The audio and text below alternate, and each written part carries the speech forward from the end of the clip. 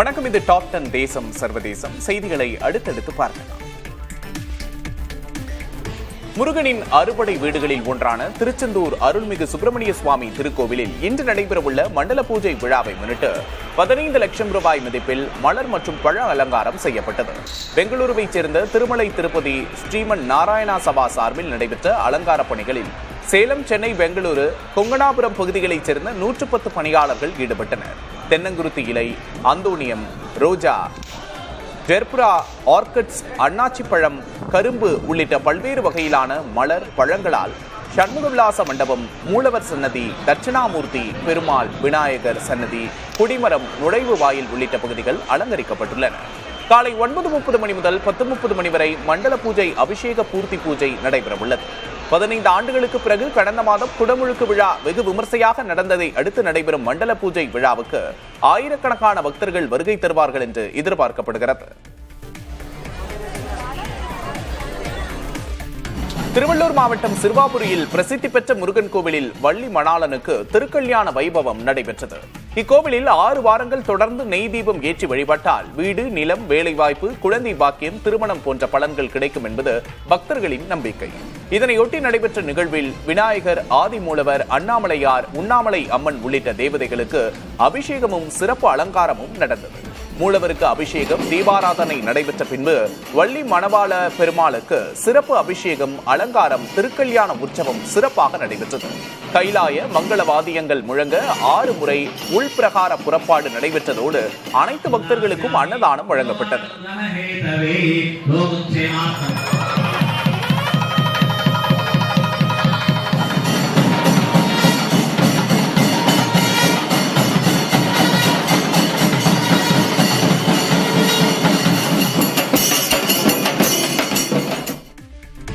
மதுரை மத நல்லிணக்க கூட்டமைப்பின் சார்பில் நடைபெற்ற கண்டன ஆர்ப்பாட்டத்தின் போது பாரத் மாதா கி ஜெய் என முழக்கம் எழுப்பி சிலர் குறுக்கீடு செய்ததால் பரபரப்பு ஏற்பட்டது. கோப்புதூர் பேருந்து நிலையம் அருகே நீதிபதி GR சுவாமிநாதன் தொடர்பான விவகாரத்தில் வழக்கறிஞர் வாஞ்சிநாதனுக்கு எதிராக நீதிமன்ற அவமதிப்பு நடவடிக்கை மேற்கொள்ளப்பட்டதையும், முருக பக்தர்கள் மாநாட்டில் மத ரீதியாக பேசிய அண்ணாமலை, பவன் கல்யாண், நயினார் நாகேந்திரனை கைது செய்ய கோரியும் மத நல்லிணக்க கூட்டமைப்பினர் கண்டன ஆர்ப்பாட்டத்தில் ஈடுபட்டனர். இந்நிலையில் இருசக்கர வாகனத்தில் வந்த சிலர் பாரத் மாதா கி ஜெய் என முழக்கம் எழுப்பி குறுக்கீடு செய்து தப்பிச் சென்றனர். இதனால் போராட்டக்காரர்கள் மற்றும் காவல்துறையினருக்கிடையே தள்ளுமுள்ளு வாக்குவாதம் ஏற்பட்டது. காவல் பாதுகாப்பு சரியாக வழங்கப்படவில்லை என்று போராட்டக்காரர்கள் சாலை மறியலில் ஈடுபட்டு காவல் வாகனத்தில் ஏறி எதிர்ப்பை வெளிப்படுத்தினர். பின்னர் முழக்கம் எழுப்பிய நபர்களை போலீசார் பிடித்து விசாரணை நடத்தி வருகின்றனர்.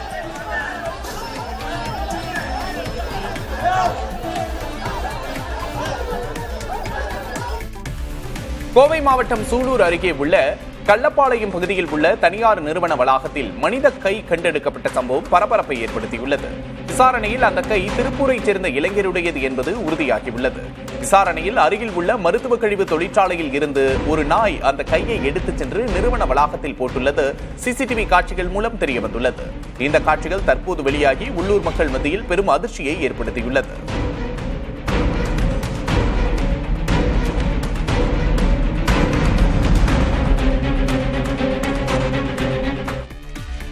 நாமக்கல் சிறுநீரக மாற்று அறுவை சிகிச்சை முறைகேடு விவகாரத்தில் 2 மருத்துவமனைகளில் சிறுநீரக மாற்று அறுவை சிகிச்சை செய்வதற்கான உரிமம் ரத்து செய்யப்படும் என்று தமிழ்நாடு சுகாதாரத்துறை அறிவித்துள்ளது. இந்த விவகாரம் தொடர்பாக அரசு அமைத்த குழுவின் விசாரணையின் அறிக்கையில் சித்தார் மருத்துவமனை மற்றும் தனலட்சுமி சீனிவாசன் மருத்துவக் கல்லூரி மருத்துவமனை ஆகியவை தவறான முறையில் சான்றுகள் சமர்ப்பித்ததும், உறவினர்கள் அல்லாத உயிருள்ள கொடையாளர்களிடம் பணத்திற்காக தரகர்கள் மூலம் உறுப்புகளை பெற்றதும், சட்ட நுணுக்கங்களை தவறாக பயன்படுத்தியதும் உறுப்பு மாற்று அறுவை சிகிச்சை செய்ததாக தெரிவிக்கப்பட்டுள்ளது. அதன் அடிப்படையில் அவ்விரு மருத்துவமனைகளின் சிறுநீரக மாற்று அறுவை சிகிச்சைக்கான உரிமம் ரத்து செய்யப்படும் என்று தமிழ்நாடு சுகாதாரத்துறை தெரிவித்துள்ளது. 2 தரகர்கள் மீது FIR பதிவு செய்ய நடவடிக்கை எடுக்கப்படும் என்றும் கூறப்பட்டுள்ளது. மனித உறுப்பு மாற்று அறுவை சிகிச்சை மேற்கொள்வதற்கு ஒப்புதல் வாங்குவதற்காக மாவட்ட அளவில் உள்ள 4 குழுக்கள் சீரமைக்கப்படும் என்றும், அவற்றை மேற்பார்வை செய்ய மாநில அளவில் குழு அமைக்கப்படும் என்றும் அறிவிக்கப்பட்டுள்ளது. திருவண்ணாமலை மாவட்டம் கலசப்பாக்கம் அருகே திடீரென வெள்ளம் வந்ததால் ஓடையை கடக்க முடியாமல் தவித்த 50க்கும் மேற்பட்ட பக்தர்களை தீயணைப்புத் துறையினர் மீட்டனர். பர்வதமலையில் உள்ள சிவனை 50க்கும் மேற்பட்ட பக்தர்கள் தரிசித்த பின்பு திரும்பி வந்தனர்.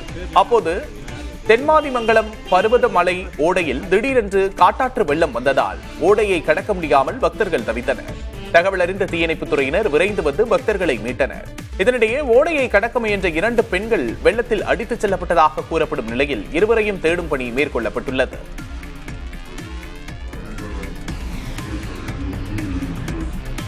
கரூர் மாவட்டம் மாங்கல் அருகே உள்ள குச்சிப்பாளையம் கிராமத்தில் உள்ள கிணற்றில் கை கால் வாய் கட்டப்பட்ட நிலையில் சடலமாக கிடந்த ஆண் உடலை போலீசார் மீட்டனர்.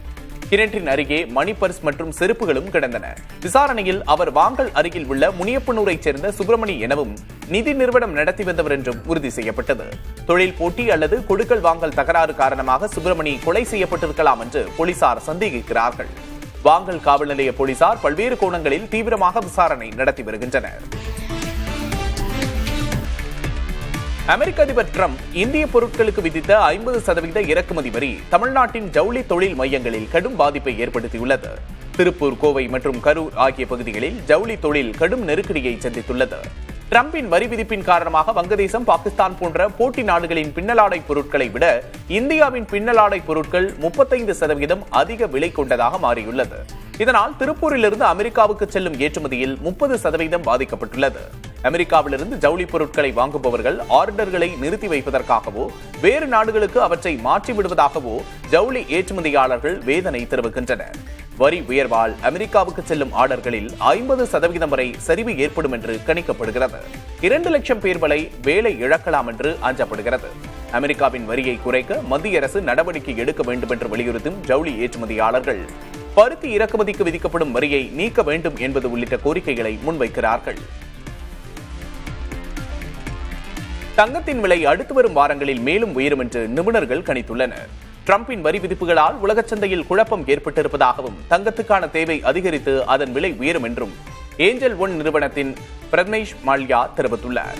குழப்பமான சூழலில் பாதுகாப்பான முதலீடாக கருதி மீண்டும் தங்கத்தை நாடுவோர் எண்ணிக்கை அதிகரித்திருப்பதாக அவர் விளக்கியுள்ளார். சர்வதேச பொருளாதார சூழல்கள், வரி சர்ச்சைகள், மத்திய வங்கிகள் தங்கம் வாங்குவதை தொடர்வது ஆகியவை தங்கத்தின் விலை உயர்வுக்கு காரணமாக இருக்கும் என்று அவர்கள் கூறியுள்ளனர். இந்தியாவின் வேகமான வளர்ச்சியை சிலர் விரும்பவில்லை என்று அமெரிக்க அதிபர் டிரம்பை பாதுகாப்புத்துறை அமைச்சர் ராஜ்நாத் சிங் மறைமுகமாக விமர்சித்துள்ளார். மத்திய பிரதேசத்தில் நிகழ்ச்சி ஒன்றில் பேசிய அமைச்சர் ராஜ்நாத் சிங், பிற நாடுகளில் உள்நாட்டு பொருட்களை விட இந்திய பொருட்களின் விலை அதிகமாக இருக்கும் வகையில் மாற்றி நமது வணிகத்தை சீர்குலைக்க முயற்சிகள் நடப்பதாக ராஜ்நாத் சிங் கூறியுள்ளார். ஆனால் உலகின் மிகப்பெரிய சக்தியாக இந்தியா மாறுவதை இதுபோன்ற செயல்கள் தடுக்காது என்றும் அவர் உறுதிபட தெரிவித்தார். உத்தரப்பிரதேசத்தில் மெட்ரோ ரயில் சேவை வழங்கப்படும் தொலைவு வேகமான வளர்ச்சியை கண்டு வருவதாக புள்ளி விவரங்களில் தெரியவந்துள்ளது. தற்போதைய நிலையில் உத்தரப்பிரதேசத்தில் 147 கிலோமீட்டர் தொலைவுக்கு மெட்ரோ ரயில் சேவை வழங்கப்பட்டு வருவதாக நாடாளுமன்றத்தில் மத்திய அமைச்சர் தோக்கன் சாஹூ தெரிவித்துள்ளார். கான்பூர், ஆக்ரா நகரங்களில் மெட்ரோ சேவைகளை விரிவாக்க ஏற்கனவே திட்டம் தீட்டப்பட்டு 19,400 கோடி ரூபாய் நிதி ஒதுக்கப்பட்டிருப்பதாகவும் லக்னோவில் இதற்கான பரிந்துரை வந்திருப்பதாகவும் அமைச்சர் தெரிவித்துள்ளார். 11 கிலோமீட்டர் தொலைவுள்ள இப்பாதைக்கு 5,801 கோடி ரூபாய் கோரப்பட்டிருப்பதாகவும் அமைச்சர் கூறியுள்ளார். உத்தரப்பிரதேசத்தில் லக்னோ, கான்பூர், ஆக்ரா, நொய்டா ஆகிய 4 ஊர்களில் மெட்ரோ ரயில் சேவை வழங்கப்பட்டு வருகிறது. இது தவிர டெல்லி மெட்ரோ புறநகர் சேவை நீட்டிப்பு என்ற பெயரில் மீரட், காசியாபாத் உள்ளிட்ட உத்தரப்பிரதேச நகரங்களுக்கும் அச்சேவை கிடைத்து வருகிறது. பல்வேறு மாநிலங்களில் செயல்படுத்தப்பட்டு வரும் மெட்ரோ திட்டங்களுக்கு மத்திய அரசு கணிசமான நிதி பங்களிப்பை வழங்கி வருவது குறிப்பிடத்தக்கது. நாட்டின் பாதுகாப்பு என்பது ராணுவத்தின் வேலை மட்டும் அல்ல. விஞ்ஞானிகள், பொதுமக்கள் உள்ளிட்டோரும் நாட்டின் பாதுகாப்பில் இணைய வேண்டும் என்று இந்திய ராணுவ தலைமை தளபதி உபேந்திர திவேதி வலியுறுத்தியுள்ளார். சென்னை IITயில் நடைபெற்ற இந்திய ராணுவ ஆராய்ச்சி பிரிவின் தொடக்க விழாவில் பேசிய அவர், இந்தியாவின் எதிர்கால பாதுகாப்பு முழு தேசத்தின் அணுகுமுறையில் அடங்கியிருப்பதாக கூறினார். வீரர்கள், விஞ்ஞானிகள், தொழில்துறையினர், கல்வியாளர்கள் மற்றும் பொதுமக்கள் ஒற்றுமையாக செயல்பட வேண்டும் என்றும் ராணுவ தலைமை தளபதி தெரிவித்தார். தேர்வு குறித்த அச்சத்தை போக்கும் வகையில் அடுத்த கல்வியாண்டு முதல் 9ஆம் வகுப்பு மாணவர்களுக்கு புத்தகத்தை பார்த்து தேர்வு எழுதும் முறையை CBSE அமல்படுத்த உள்ளதாக தகவல் வெளியாகியுள்ளது. சோதனை அடிப்படையில் மேற்கொள்ளப்பட்டுள்ள புத்தகத்தை பார்த்து தேர்வு எழுதும் மதிப்பீடு முறைக்கு ஆசிரியர்கள் ஆதரவு தெரிவித்ததை அடுத்து கடந்த ஜூன் மாதம் நடந்த கூட்டத்தில் இந்த முன்மொழிவை 2026-27ஆம் கல்வியாண்டு முதல் அமல்படுத்த CBSE ஒப்புதல் அளித்துள்ளது. அதன்படி ஒரு பருவத்தில் 3 தேர்வு மதிப்பீடு முறையின் ஒரு பகுதியாக 9ஆம் வகுப்புக்கு மொழிப்பாடம், கணிதம், அறிவியல் மற்றும் சமூக அறிவியல் ஆகிய பாடங்களுடன் கூடிய தேர்வாக இருக்கும். 2020ஆம் ஆண்டின் தேசிய கல்விக் கொள்கையின் ஒரு பகுதியாக 2023ஆம் ஆண்டின் பள்ளிக் கல்விக்கான தேசிய பாடத்திட்ட கட்டமைப்பின்படி இது மேற்கொள்ளப்படுகிறது. இந்த முறையானது பாடப்புத்தகங்கள், வகுப்பில் எடுத்த குறிப்புகள், நூலக புத்தகங்கள் என எதிலிருந்து மாணவர்கள் விடையை தேர்வு செய்து எழுதுகின்றனர் என்பதை மதிப்பீடும் செய்யும் சாத்தியம் கொண்டதாக இருக்கும். கேரள மாநிலம் வயநாடு மாவட்டத்தில் நெல் நடவு பணிகளில் மேற்கு வங்க மாநில தொழிலாளர்கள் ஈடுபட்டுள்ளனர். விவசாய தொழிலாளர் பற்றாக்குறையால் மேற்கு வங்கம் உள்ளிட்ட மாநிலங்களில் இருந்து தொழிலாளர்களை வரவழைத்து விவசாய பணிகளை மேற்கொண்டுள்ளனர்.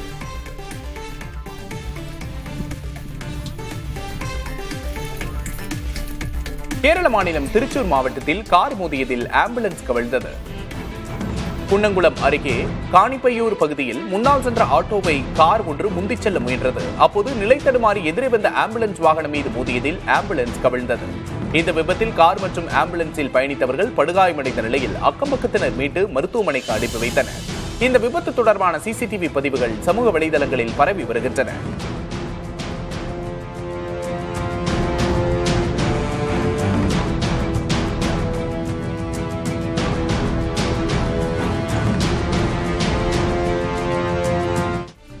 கேரளாவில் ஓடும் பேருந்தின் கீழே பாய்ந்து இளைஞர் தற்கொலைக்கு முயன்ற வீடியோ பரவி வருகிறது. கோழிக்கோடு மாவட்டம் கல்லாய் பகுதியில் தனியார் பேருந்து பயணிகளை இறக்கிவிட்டு மீண்டும் புறப்பட்டது. அப்போது இளைஞர் ஒருவர் திடீரென ஓடி வந்து பேருந்தின் பின்சக்கரத்தில் பாய்ந்து தற்கொலை செய்ய முயன்றுள்ளார். இதனை பக்கவாட்டு கண்ணாடி மூலம் கவனித்த ஓட்டுநர் சுதாரித்து உடனே பிரேக் பிடித்து பேருந்தை நிறுத்தினார். இதனால் காயமின்றி உயிர் தப்பிய இளைஞர் பதட்டமே இல்லாமல் அங்கிருந்து இயல்பாக நடந்து சென்றார். இச்சம்பவம் பேருந்தில் இருந்த கண்காணிப்பு கேமராவில் பதிவான நிலையில் அக்காட்சிகள் பரவி வருகின்றன.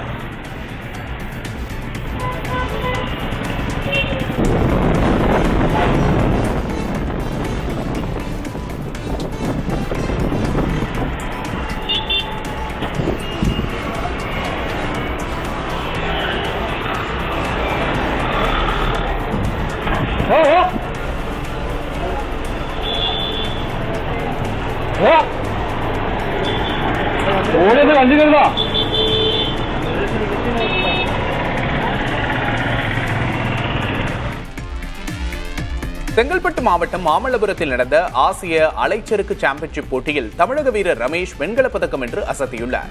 அவர் 12.60 புள்ளிகள் பெற்று 3ஆம் இடம் பிடித்தார். ஆசிய அலைச்சறுக்கு சாம்பியன்ஷிப் போட்டியில் இந்தியா சார்பில் தமிழக வீரர் ஒருவர் பதக்கம் வென்றுள்ளது இதுவே முதல் முறையாகும்.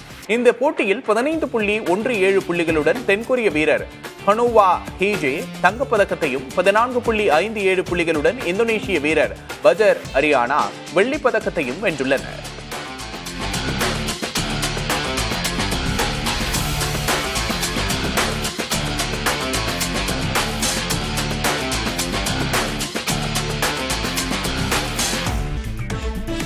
அமெரிக்க அதிபர் டொனால்டு டிரம்ப் இந்தியாவுக்கு எதிராக அறிவித்துள்ள இறக்குமதி வரிகள் மற்றும் இது குறித்து இந்தியாவின் நிலைப்பாடு தொடர்பான விவாதம் இன்று நடைபெறுகிறது.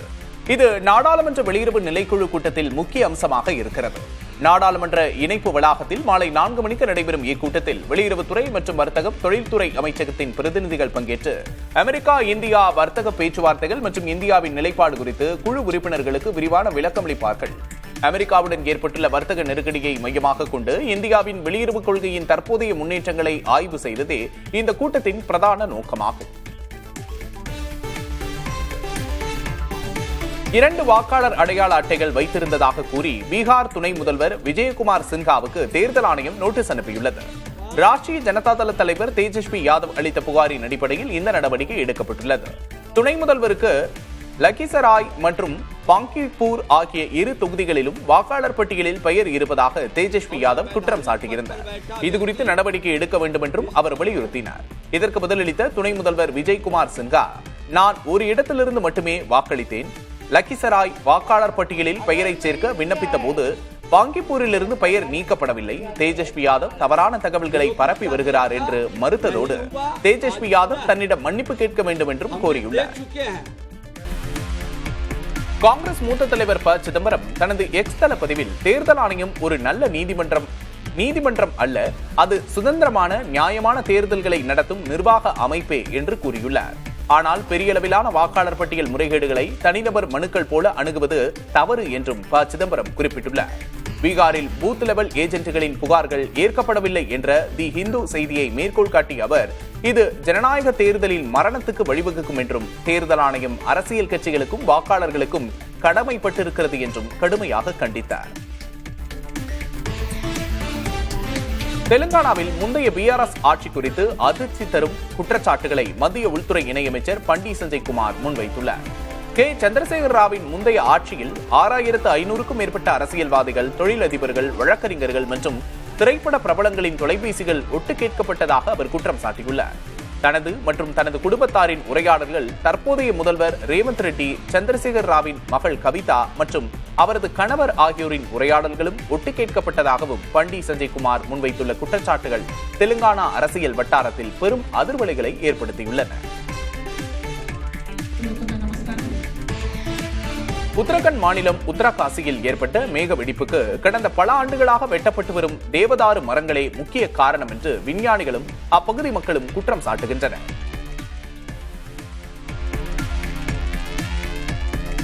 தேவதாரு மரங்கள் மண் அரிப்பை தடுப்பதிலும், கனமழை அல்லது நிலச்சரிவு ஏற்படும் போது வெள்ளத்தின் வேகத்தை குறைப்பதிலும் முக்கிய பங்கு வகிக்கின்றன. அதன் அடர்த்தியான வேர்கள் மண்ணை பிணைத்து வைத்திருப்பதால் வெள்ளம் மற்றும் சேதங்கள் குறையும் என்று கூறப்படுகிறது.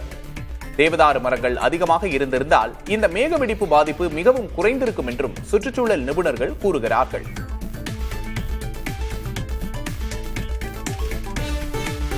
உத்தரப்பிரதேச மாநிலம் நொய்டாவில் போலி காவல் நிலையம் நடத்தி வந்த 6 பேர் கைது செய்யப்பட்டுள்ளனர். சர்வதேச காவல் மற்றும் குற்றப்புலனாய்வு பிரிவு என்ற பெயரில் அவர்கள் காவல் நிலையத்தை நடத்தி வந்துள்ளனர். அவர்களிடமிருந்து போலியான அரசு முத்திரை, கடிதங்கள் மற்றும் பிற ஆவணங்கள் பறிமுதல் செய்யப்பட்டுள்ளன. விசாரணை என்ற பெயரில் பொதுமக்களிடம் பணம் பறித்து மோசடி செய்வதும், இணையதளம் மூலமாக பணம் வசூல் செய்வதும் கண்டறியப்பட்டுள்ளது. அண்மையில் இதே உத்தரப்பிரதேச மாநிலத்தின் காசியாபாத்தில் போலி தூதரகம் கண்டுபிடிக்கப்பட்டிருந்தது. ஜம்மு காஷ்மீருக்கு முதல் முறையாக சரக்கு ரயில் சேவை தொடங்கப்பட்டுள்ளது. பஞ்சாபிலிருந்து புறப்பட்ட முதல் சரக்கு ரயில் தெற்கு காஷ்மீரின் அனந்தநாக் மாவட்டத்தை அடைந்தது. இது காஷ்மீரின் வர்த்தக வளர்ச்சிக்கு ஒரு புதிய பாதையை திறந்துள்ளது என்றும், காஷ்மீர் தொழில்துறை வளர்ச்சியடையும் என்றும் வர்த்தக சபையின் தலைவர் ஜாவித் அகமது தெங்கா தெரிவித்துள்ளார். இந்த சரக்கு ரயில் சேவை தோட்டக்கலை விளைபொருட்களை 24 மணி நேரத்திற்குள் நாட்டின் பல்வேறு பகுதிகளுக்கு கொண்டு செல்ல உதவும். மேலும் போக்குவரத்து செலவும் குறையும்.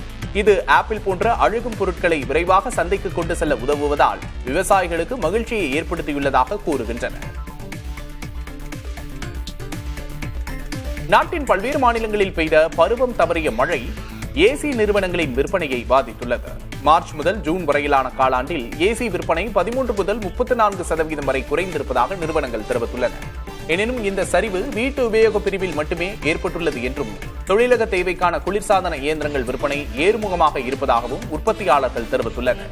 கடந்த ஆண்டு கோடை காலத்தில் விற்பனை அமோகமாக இருந்ததாகவும், ஆனால் இந்த ஆண்டு விற்பனை குறைவே என்றும் அவர்கள் கூறியுள்ளனர்.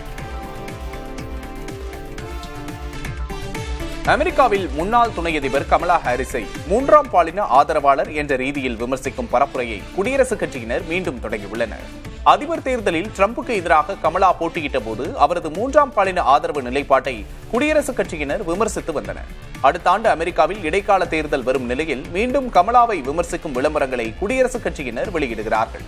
வெளிநாடுகளில் இருந்து அமெரிக்காவில் குடியேறிய 3ஆம் பாலினத்தவர்களின் ஆரோக்கியம், விளையாட்டு உரிமைகள் தொடர்பாக கமலா குரல் கொடுத்து வருகிறார். காசாவில் இஸ்ரேல் படையினர் நிகழ்த்தி வரும் அநீதிக்கு எதிராக துருக்கியின் இஸ்தான்புல்லில் பெருந்திரள் ஆர்ப்பாட்டம் நடைபெற்றது. காசா நகரை முழுமையாக கைப்பற்றும் இஸ்ரேலின் நடவடிக்கைக்கு எதிராக இஸ்தான்புல்லில் பல்லாயிரக்கணக்கானோர் திரண்டு பேரணியாக சென்றனர். அப்போது இஸ்ரேல் அரசாங்கத்தின் நடவடிக்கைகளுக்கு எதிராக அவர்கள் முழக்கமிட்டவாறு சென்றனர்.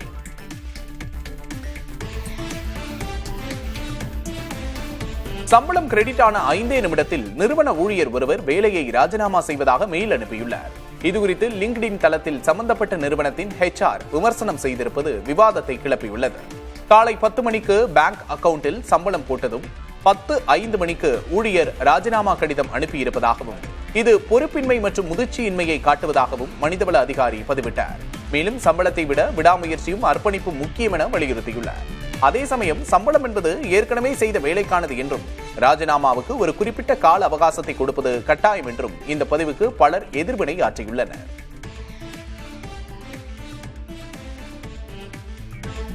சிறுமி ஒருவர் தன்னை திருடி என குற்றம் சாட்டிய பெரியவர்களுடன் தைரியமாக சண்டையிட்ட வீடியோ இணையத்தில் வைரலாகி வருகிறது. தன்னை திருடி என புகார் கூறிய பெண்ணை நோக்கி ஓடிய சிறுமி அவரை துணிச்சலுடன் தாக்கிவிட்டு நகரும் படிக்கட்டில் சென்றார். அப்போது சிறுமியை பிடிப்பதற்காக பாதுகாப்பு அதிகாரிகள் நகரும் படிக்கட்டை நிறுத்திய போது சிறுமி அவர்களிடமிருந்து தப்பியோடினார். இந்த மோதல் சம்பவம் குறித்த வீடியோ இணையத்தில் பலரின் கவனத்தையும் பெற்று பாராட்டை பெற்று வருகிறது.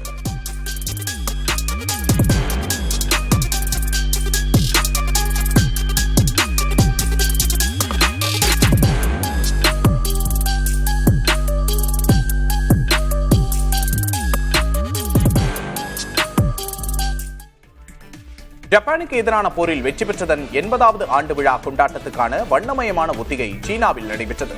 தலைநகர் பெய்ஜிங்கில் உள்ள தியன்மென் சதுக்கத்தில் சனிக்கிழமை இரவு முதல் ஞாயிறு அதிகாலை வரை ஒத்திகை நடைபெற்றது. இதில் 22,000க்கும் மேற்பட்டோர் பங்கேற்றனர். ராணுவ பேரணி உள்ளிட்ட நிகழ்வுகள் ஒத்திகை பார்க்கப்பட்டன.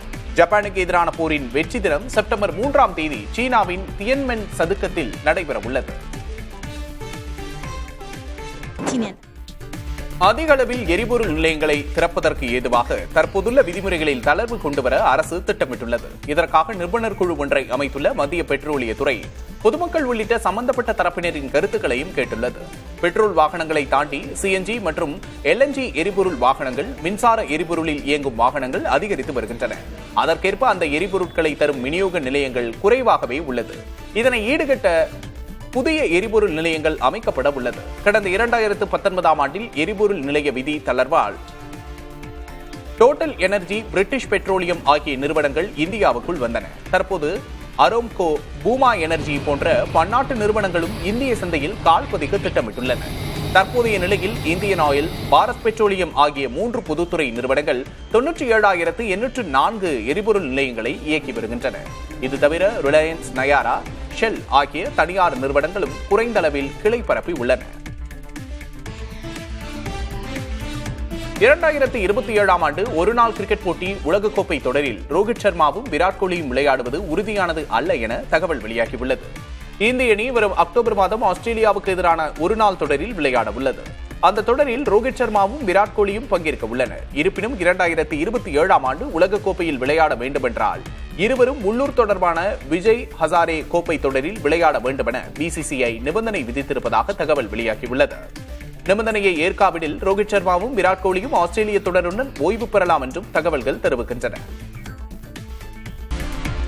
உத்தரகாண்ட் மாநிலம் உத்தரகாசியில் ஏற்பட்ட மேகவெடிப்பு மற்றும் நிலச்சரிவில் தரைப்பகுதிகள் முழுவதும் சேற்றில் புதைந்துள்ளன. இதனால் மீட்புப் பணிகள் மிகவும் சவாலாக உள்ளன. இந்த நிலையில் மீட்புப் படையினர் நவீன தொழில்நுட்பங்களை பயன்படுத்தி சேதமடைந்த பகுதிகளில் சிக்கியவர்களை தேடி வருகிறார்கள். இந்த மீட்புப் பணியில் தரை ஊடுருவும் ரேடார், VLC கேமரா மற்றும் வெப்பப்பட கேமரா போன்ற கருவிகள் பயன்படுத்தப்படுகின்றன. GPR கருவி, ரேடியோ அலைகளை பயன்படுத்தி சேற்றில் புதைந்துள்ள மனிதர்கள், வாகனங்களை கண்டறிய உதவுகிறது. இடிபாடுகளில் சிக்கி இருப்பவர்களை நேரடியாக பார்க்கவும் அவர்களுடன் பேசவும் VLC கருவி உதவுகிறது. இருட்டிலும் சேற்றிலும் சிக்கியுள்ள மனிதர்களை அவர்களது உடல் வெப்பத்தின் மூலம் கண்டறிய தெர்மல் இமேஜிங் கேமரா பயன்படுகிறது. இந்த மேம்பட்ட தொழில்நுட்பங்கள் மீட்பு பணிகளை விரைவுபடுத்தி உயிர் சேதங்களை குறைக்க உதவும் என்று எதிர்பார்க்கப்படுகிறது.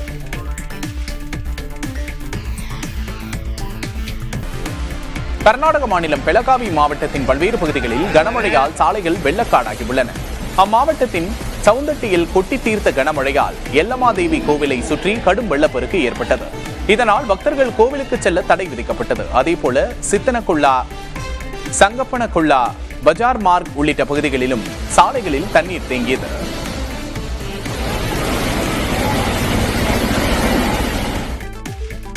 மத்திய பிரதேசத்தில் மருத்துவம், பொறியியல் படித்தவர்கள் ஏராளமானோர் வேலை கிடைக்காமல் திணறி வருகின்றனர். அம்மாநிலத்தில் அரசு சமீபத்தில் வெளியிட்ட தரவுகளின்படி 25.68 லட்சத்திற்கும் அதிகமானோர் வேலைக்காக பதிவு செய்துள்ளனர். இதில் 86,000 பொறியாளர்கள், 4,800 மருத்துவர்கள் மற்றும் 18,800 MBA பட்டதாரிகள் ஆவர். அரசு வேலைவாய்ப்புக்கான போட்டி மிகவும் தீவிரமடைந்துள்ளது. கடந்த 10 ஆண்டுகளில் 80 தனியார் பொறியியல் கல்லூரிகளும் 46 பாலிடெக்னிக் கல்லூரிகளும் மூடப்பட்டுள்ளன. 2018-19 1.76 லட்சமாக இருந்த வேலைவாய்ப்புகளின் எண்ணிக்கை 2024-25 78,800 குறைந்துள்ளது. கர்நாடக வனப்பகுதி சாலையில் காட்டு யானை தாக்கி ஒருவர் படுகாயமடைந்துள்ளார். பந்திப்பூர் புலிகள் காப்பகம் வனப்பகுதியில் யானை ஒன்று லாரியை மறைத்து அதிலிருந்து கேரட்டை சாப்பிட்டது. அதனை வேடிக்கை பார்த்த நபர்களில் ஒருவர் யானைக்கு மிக அருகில் சென்று புகைப்படம் எடுத்துள்ளார். அப்போது திடீரென ஆத்திரமடைந்த அந்த யானை புகைப்படம் எடுத்த நபரை துரத்தி சென்று மிதித்துள்ளது. படுகாயமடைந்த அவர் சிகிச்சைக்காக மருத்துவமனையில் அனுமதிக்கப்பட்டுள்ளார்.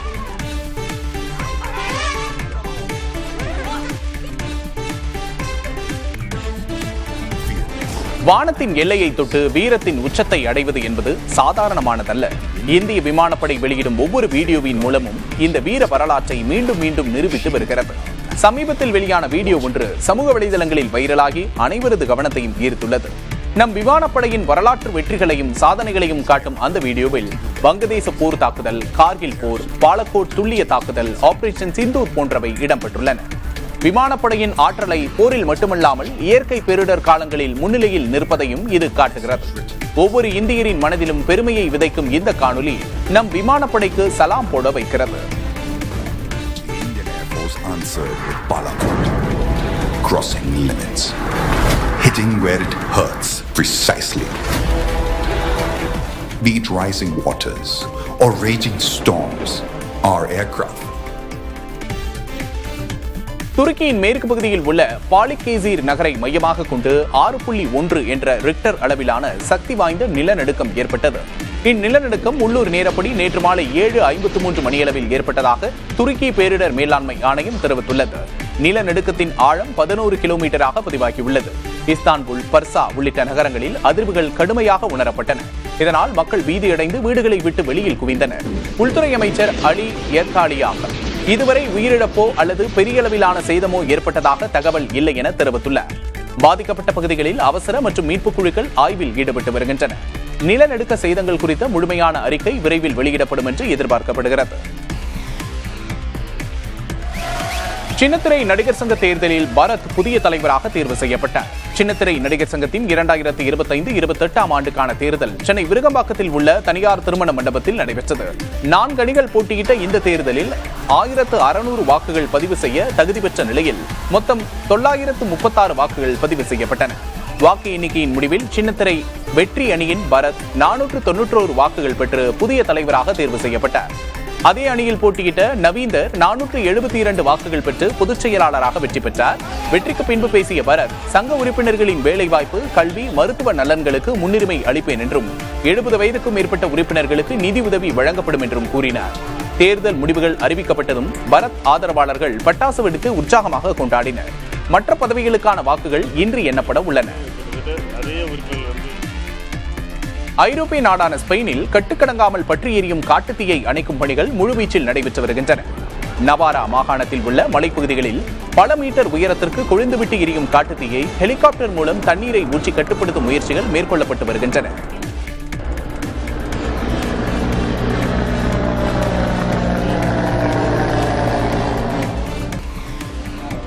நடிகர் விஜய் சேதுபதியை கிங்காங்கின் குடும்பத்தினர் சந்தித்த காட்சிகள் இணையத்தில் வைரலாகி வருகின்றன. கிங்காங்கின் மகள் கீர்த்தனாவின் திருமணம் அண்மையில் சென்னையில் நடைபெற்றது. இதில் ஏராளமான பிரபலங்கள் கலந்து கொண்டனர்.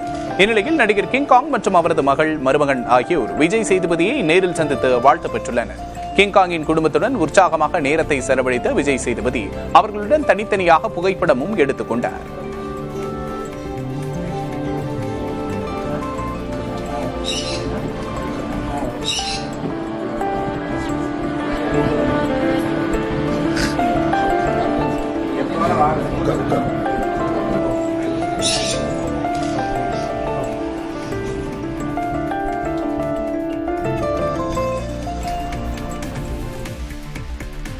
தென் அமெரிக்க நாடான கொலம்பியாவில் வருடாந்திர மலர் திருவிழாவை முன்னிட்டு அலங்கார மலர் கூடை பேரணி கோலாகலமாக நடைபெற்றது.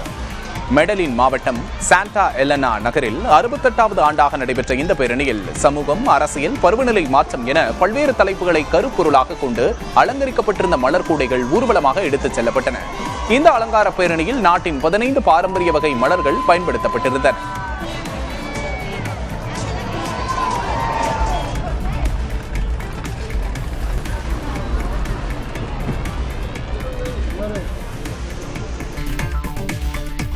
திண்டுக்கல் மாவட்டம் ஒட்டஞ்சத்திரத்தைச் சேர்ந்த பட்டதாரி இளைஞர் ஒருவர் மலையேற்றத்தில் கின்னஸ் சாதனை படைக்கும் முயற்சியில் தினமும் 4 முறை மலையின் மீது ஏறி இறங்கி வருகிறார்.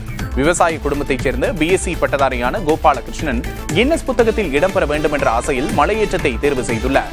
தமிழ்நாட்டில் உள்ள கடுமையான மலையேற்றத்திற்கான பட்டியலில் இடம்பெற்றுள்ள கொண்டரங்கி மலையின் மீது தினமும் 4 முறை ஏறி இறங்கி வருகிறார். 3825 அடி உயரம் கொண்ட இந்த மலையின் மீது தொடர்ந்து 1000 நாட்கள் இதேபோல 4 முறை ஏறி இறங்கி என்ன சாதனை படைக்க வேண்டும் என்பதே கோபாலகிருஷ்ணனின் இலக்கு. முறையான பயிற்சியுடன் தொடங்கிய இந்த முயற்சியில் கொண்டரங்கி மலையின் மீது ஏறுவதற்கு 20 நிமிடங்களும் இறங்குவதற்கு 10 நிமிடங்களும் எடுத்துக் கொள்கிறார் கோபாலகிருஷ்ணன். தினமும் மலை ஏறுவதையும் இறங்குவதையும் தனது இன்ஸ்டாகிராம் பக்கத்தில் நேரலை செய்கிறார். காற்று, மழை, வெயில் என எல்லா நேரத்திலும் தாம் மேற்கொள்ளும் இந்த முயற்சியை ஊக்குவித்து அரசு அங்கீகரிக்க வேண்டும் என்று கோபாலகிருஷ்ணன் கோரிக்கை விடுத்துள்ளார். நிறைய டைம் கீழே விழுந்திருக்கேன் நான். ஸோ அதெல்லாம் தாண்டி தான் வந்து பார்த்தீங்கன்னா ஒவ்வொரு நாளும் பண்ணிட்டு இருக்கேன் நான். காலில் வந்து பார்த்தீங்கன்னா பாறை வெட்டு காயங்கள் எல்லாமே இருக்குது. ஸோ எல்லாத்தையும் கடந்து தான் வந்துட்டு பார்த்தீங்கன்னா இவ்வளோ நாள் வந்திருக்கேன் நான். ஸோ இனி வந்துட்டு 1000 நாள் நோக்கி கண்டிப்பாக போவேன் நான். ஸோ இன்னும் வந்துட்டு அரசு சார்பில் ஒரு அங்கீகாரம் கிடைச்சா இன்னும் நம்ம பண்ணுறதுக்கு வந்துட்டு பார்த்தீங்கன்னா ஒரு ஹெல்ப்பாக இருக்கும். சென்னை கோயம்பேடு மார்க்கெட்டில் தக்காளி உள்ளிட்ட காய்கறிகளின் விலை அதிகரித்துள்ளது. நேற்று 50 ரூபாய்க்கு விற்பனையான தக்காளி இன்று 60 ரூபாய்க்கு விற்பனை செய்யப்பட்டு வருகிறது. அதேபோல பெங்களூரு தக்காளியின் விலை 15 ரூபாய் உயர்ந்து 65 ரூபாய்க்கு விற்பனையாகிறது. ஊட்டி கேரட், உஜாலா கத்திரிக்காயின் விலையும் கிலோவுக்கு 10 ரூபாய் அதிகரித்துள்ளது. சென்னை கடற்கரை ரயில் நிலையத்திலிருந்து வேளச்சேரி வரை குளிர்சாதன பறக்கும் ரயில்களை இயக்க சென்னை மெட்ரோ ரயில் நிறுவனம் முடிவு செய்துள்ளது. இதற்கான முதற்கட்ட பணிகள் தொடங்கப்பட்டுள்ள நிலையில் திட்டத்தின் ஏல ஒப்பந்தம் ஒரு சில மாதங்களில் கோரப்பட உள்ளதாக தெரிவிக்கப்பட்டுள்ளது. இருப்பினும் ரயில்கள் தயாரிக்கப்பட்டு பயன்பாட்டிற்கு கொண்டுவர 2 ஆண்டுகள் வரை ஆகக்கூடும் என கூறப்படுகிறது. பறக்கும் ரயில் சேவை வழங்கும் MRTS அமைப்பை தன்னுடன் இணைத்துக் கொள்ள இருக்கும் சென்னை மெட்ரோ ரயில் நிறுவனம் தற்போது AC பறக்கும் ரயில் சேவை திட்டத்தை அறிமுகப்படுத்த திட்டமிட்டுள்ளது. புதுக்கோட்டை அரசு மருத்துவக் கல்லூரி மருத்துவமனையில் உள்ள அவசர சிகிச்சை பிரிவு வார்டில் மின்கசிவு காரணமாக தீ விபத்து ஏற்பட்டது. இதில் வெண்டிலேட்டர்கள் உள்ளிட்ட மருத்துவ உபகரணங்கள் எரிந்து சேதமடைந்தன. நல்வாய்ப்பாக அந்த வார்டில் நோயாளிகள் யாரும் இல்லாததால் பெரும் அசம்பாவிதம் தவிர்க்கப்பட்டன. தீயணைப்புத் துறையினர் உடனடியாக வந்து தீயை கட்டுப்படுத்தினர். மருத்துவமனை நிர்வாகம் மற்றும் பொதுப்பணித்துறை அதிகாரிகள் தீ விபத்துக்கான காரணம் குறித்து விசாரணை நடத்தி வருகின்றனர். இதுபோன்ற சம்பவங்கள் மீண்டும் நடக்காமல் இருக்க முன்னெச்சரிக்கை நடவடிக்கைகளை எடுக்க வேண்டும் என நோயாளிகள் கோரிக்கை விடுத்துள்ளனர். மக்கள் நீதி மய்யம் தலைவர் கமல்ஹாசனுக்கு கொலை மிரட்டல் விடுத்ததாக துணை நடிகர் ரவிச்சந்திரன் மீது அக்கட்சியின் சார்பில் புகார் கொடுக்கப்பட்டுள்ளது. அகரம் பவுண்டேஷனின் 15வது ஆண்டு விழாவில் பங்கேற்ற கமல்ஹாசன் சனாதன சங்கிலிகளை நொறுக்கும் ஆயுதம் கல்வி என பேசியிருந்தார். இது தொடர்பாக யூடியூப் சேனலுக்கு பேட்டியளித்த துணை நடிகர் ரவிச்சந்திரன் கமல்ஹாசனுக்கு கொலை மிரட்டல் விடுத்ததாகவும் அவர் மீது நடவடிக்கை எடுக்க வேண்டும் எனவும் கோரி மக்கள் நீதி மய்யத்தின் சார்பில் சென்னை காவல் ஆணையரகத்தில் புகார் கொடுக்கப்பட்டுள்ளது. சுவிட்சர்லாந்தில் இருந்து இறக்குமதி செய்யப்படும் பொருட்களுக்கு அமெரிக்கா 39% வரி விதித்துள்ள நிலையில் சுவிஸ் கடிகார நிறுவனங்கள் நெருக்கடியை எதிர்கொண்டுள்ளன. இந்த வரி உயர்வு நடைமுறைக்கு வருவதற்கு சில நாட்களுக்கு முன்னதாக சில முன்னணி சுவிஸ் கடிகார நிறுவனங்கள் அவசரமாக தங்கள் வசமிருந்த கடிகாரங்களை அமெரிக்காவிற்கு அனுப்பின.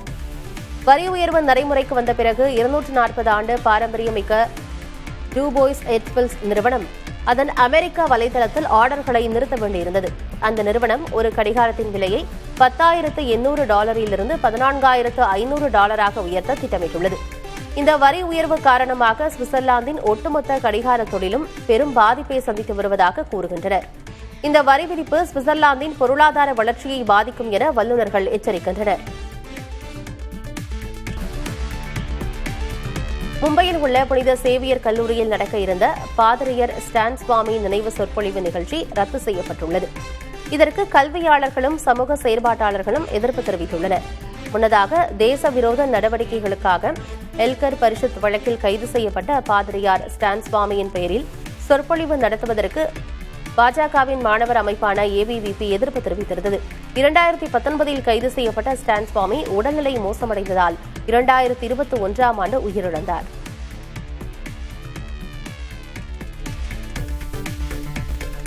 குடியரசு துணைத் தலைவர் தேர்தலில் எதிர்க்கட்சிகள் சார்பில் பொது வேட்பாளரை நிறுத்த காங்கிரஸ் முயற்சி மேற்கொண்டுள்ளதாக தகவல் வெளியாகியுள்ளது. தேர்தல் முடிவு எப்படி இருப்பினும் எதிர்க்கட்சிகள் ஒற்றுமை குறித்து உறுதியான தகவல் மக்களுக்கு கொண்டு சேர்க்கப்பட வேண்டும் என கார்கே விரும்புவதாகவும் கூறப்படுகிறது.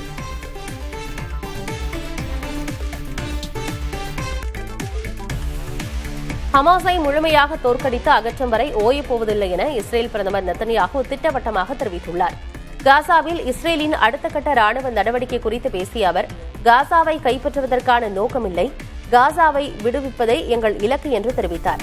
காசாவில் இஸ்ரேலின் ராணுவம் முழு பாதுகாப்பு கட்டுப்பாட்டை வைத்திருக்கும் என்றும் இஸ்ரேலியர் அல்லாத ஒரு நிர்வாகம் பொறுப்பில் இருக்கும் என்றும் அவர் கூறினார். நெத்தன்யாகுவின் இந்த திட்டத்துக்கு ஐநாவும் பல்வேறு உலக நாடுகளும் கடும் கண்டனம் தெரிவித்துள்ளன. இந்த திட்டம் காசாவில் மேலும் பேரழிவை ஏற்படுத்தும் என்று ஐநா அதிகாரி குரோஸ்லாவ் ஜென்கா பாதுகாப்பு கவுன்சிலில் எச்சரித்துள்ளார். ஆனால் நெத்தன்யாகு இந்த கண்டனத்தை புறந்தள்ளிவிட்டு காசாவை முழுமையாக கட்டுக்குள் எடுக்கும் முயற்சியை தீவிரப்படுத்தி வருகிறார். காசா மக்கள் உணவின்றி பசியால் உயிரிழந்து வரும் நிலையில் நெத்தன்யாகுவின் திட்டம் மிக பெரும் அழிவை ஏற்படுத்தும் என்று அஞ்சப்படுகிறது. காசாவில் இஸ்ரேல் படையினர் நடத்திய வான்வழி தாக்குதலில் பத்திரிகையாளர் ஒருவர் உயிரிழந்திருப்பது அதிர்வலைகளை ஏற்படுத்தியுள்ளது. அல் ஷிஃபா மருத்துவமனைக்கு வெளியே நடத்தப்பட்ட இந்த தாக்குதலில் அல் ஜசீரா பத்திரிகையாளர் அனாஸ் அல் ஷரீப் கொல்லப்பட்டதாக தெரிவிக்கப்பட்டுள்ளது. அனாஸ் அல் ஷரீஃபுடன் மேலும் 3 ஊழியர்கள் உயிரிழந்ததாக அல் ஜசீரா நிறுவனம் தெரிவித்துள்ளது. இருப்பினும் கொல்லப்பட்ட அனாஸ் அல் ஷரீப் ஹமாஸ் அமைப்பின் ஒரு பிரிவைச் சேர்ந்த தலைவர் என இஸ்ரேல் குற்றம் சாட்டியுள்ளது. இதற்கிடையே பத்திரிகையாளர் கொல்லப்பட்டதற்கு பல்வேறு அமைப்புகள் கண்டனம் தெரிவித்துள்ளன. கன்னியாகுமரி மாவட்டம் தக்கலை அருகே உள்ள பறைக்கோட்டையைச் சேர்ந்த மூதாட்டி தனது 100வது பிறந்தநாளை 5 தலைமுறை உறவுகளுடன் சேர்ந்து கோலாகலமாக கொண்டாடினார். கேக் வெட்டி பாட்டு பாடி குதூகலத்துடன் நடந்த இந்த நிகழ்வில் உற்சாகத்தில் திளைத்த ரத்தினம் பாட்டி தனது பேர குழந்தைகளுக்கு கேக் ஊட்டி அன்பையும் ஆசீர்வாதத்தையும் வழங்கினார். குடும்பத்தினர் அனைவரும் அவருடன் சேர்ந்து செல்ஃபி எடுத்து மகிழ்ந்தனர். இந்த நிகழ்வு குடும்ப உறவுகளின் முக்கியத்துவத்தையும் அன்பின் வலிமையையும் உணர்த்தும் விதமாக அமைந்தது.